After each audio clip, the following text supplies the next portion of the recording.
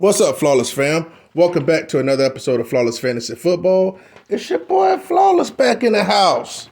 Yeah, it's time for me to fellowship with you guys again, man. What's good? How everybody doing? Hope everybody's Easter was fine. Nice, and hope everybody enjoyed the family and stuff. The kids were good if you got any, man. So yeah, man. I had a great weekend myself, so yeah, I'm straight, man. So I hope y'all doing good, and y'all was doing good as well, man. So I just want to drop off a little stuff and talk a little news and notes, and let's just see where some things headed at. Touch bases on some stuff real quick, and I'll let you go. How about that? All right, let's get into it, man. I'm gonna bounce around a little bit, so bear with me.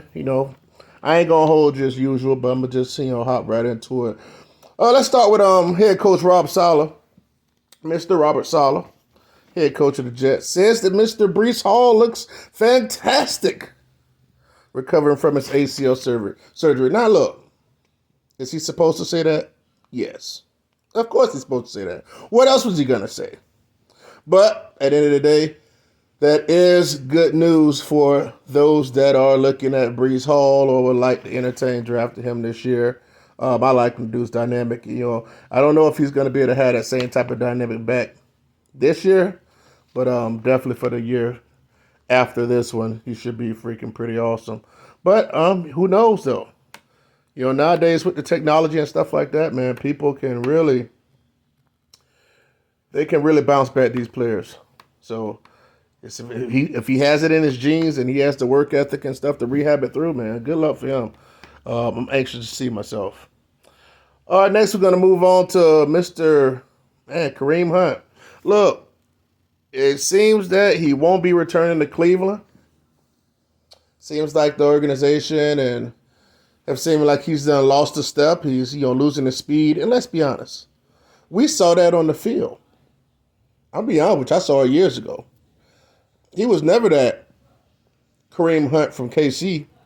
Maybe it was just the scheme or stuff like that too, but he was younger then, man, So definitely he's lost speed, and they were going to have to move on for him eventually. They gave him a chance. I'm glad that he was actually be able to come back and play football from his incident, because, they'll blackball you.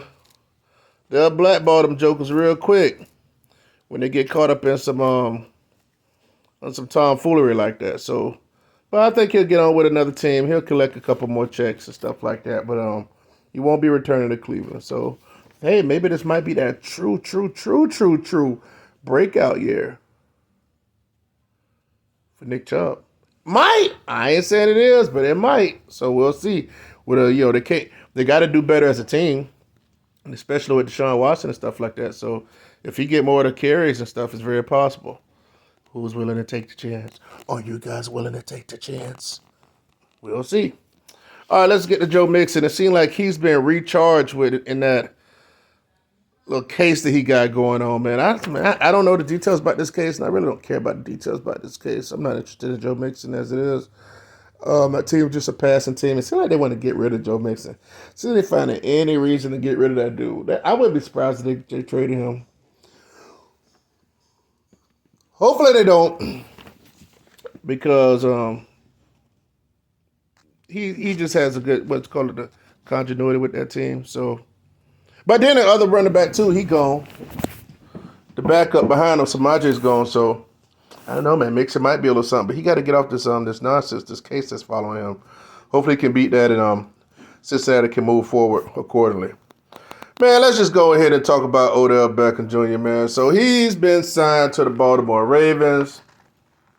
I've been seeing a couple Baltimore Raven freaking fans all freaking like, just fucking trying to long stroke Odell. I'm like, you guys know how I feel about Odell. Odell is freaking washed. Hey, look, I ain't mad at him. Hey, man, get on with the team. Let's be honest. If any team he needed to go to be that team. That team needed wide receiver or something. But just to make it seem like he's the number one over there and stuff. For one thing, it ain't not enough passing volume over there. You know what I'm saying? Because Mark Andrews is the number one. So he's going to be out there running routes for his health. And with Bateman on the opposite side. So it's just... And then he got to stay healthy. So I don't want to see none of y'all picking Odell, man. Don't want to see it. But I know some of you might. Because you're risk takers. Hope y'all don't think he's a needle mover, because that ain't going to happen. All right, let's move on to Mr. Tyreek Hill. Yo, man, I'm going to tell you something. I respect this. Tyreek Hill says he's going to finish out his contract and he's going to retire after the 2025 season. He'll be 31 at the time. He says he wanted to go into the business side of things. He got things he want to do with his life, this, that, and the other. And I respect that. Because one thing we won't see is Tyreek Hill, the cheetah, turning into the panther. You know what I'm saying? Or whatever. He's going to stay fast out there on that field. And I'm glad he's making that decision. He's saying, look, he's going to give 100%. I know that for a fact. I might pick the Joker if I'm in the right situation this year. Tyreek is legit, and as long as he get them short passes, he can haul tail and stuff like that. He's never won an offense. He doesn't have no type of injury issues. He'll always be a top 5, top 6 wide receiver. And he can win your weeks too, so that's what I like to see. So, especially in these PPR leagues, and which I'm gonna be honest with myself, I'm just getting acclimated to, because I was more so a half point PPR guy, and even somewhat of a old school standard kind of dinosaur. But yeah, Tyreek Hill is what's up, man.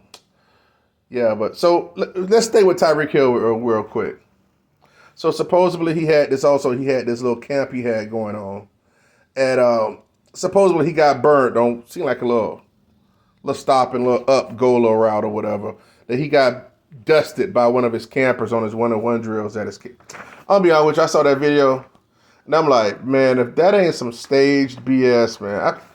I try to stay out of the stage stuff, and try to let NFL have it, but I'm like, come on, man. It's like, you can tell this dude, he almost put, now I want to say that because he really didn't run that. Did you guys see that one when it was the linebacker for Dallas, stud linebacker for Dallas, and it was like 3 other dudes. It was Tyreek and 2 other dudes that they were racing during a Pro Bowl like a year or 2 ago.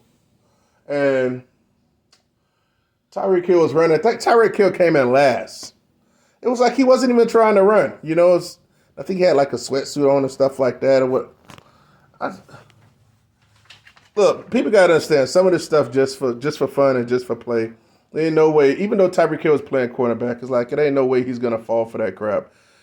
So, but hey, if it brings news to his camp, in which it looked like it's done, and put his name in the limelight, because everybody got to act like they got to be in the limelight. I got act like they're little girls or something. But hey, I ain't going to not do it. I like Tyreek, but, I'm not cool with all this orchestrated crap. So I try to see right through it. Former 49er defensive end and Cowboys defensive end, former 49ers and Cowboys defensive end, Aldon Smith. Man, old boy was sentenced to a year in jail for a DUI. I'll be honest with you, man. This ain't the first time dude has been a DUI, been in jail for a little something.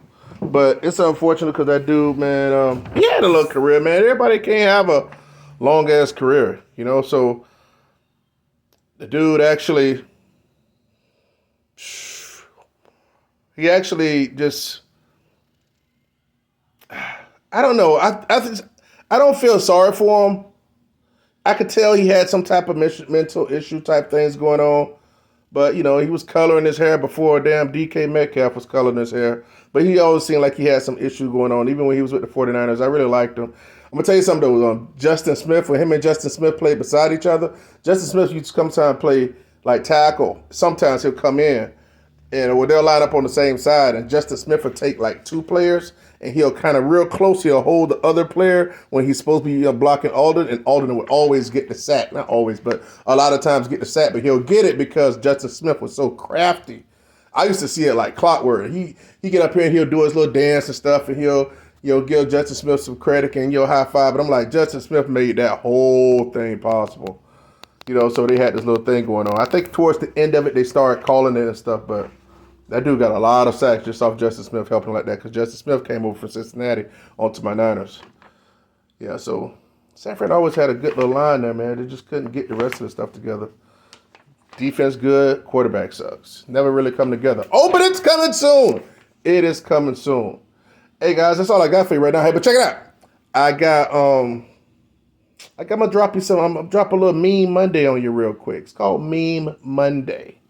So I'm just gonna drop some memes that I done seen within the past, few days or a week, and drop them off on you at the end of the video. I used to drop them in the middle, but let's see how you like it. You know what I'm saying? See if you enjoy them or whatnot. And until next time, Flawless Fantasy Football, where you hear what you need to hear, not what you want to hear. Enjoy the memes. Let me know what you think about them. Holla at your boy. Peace.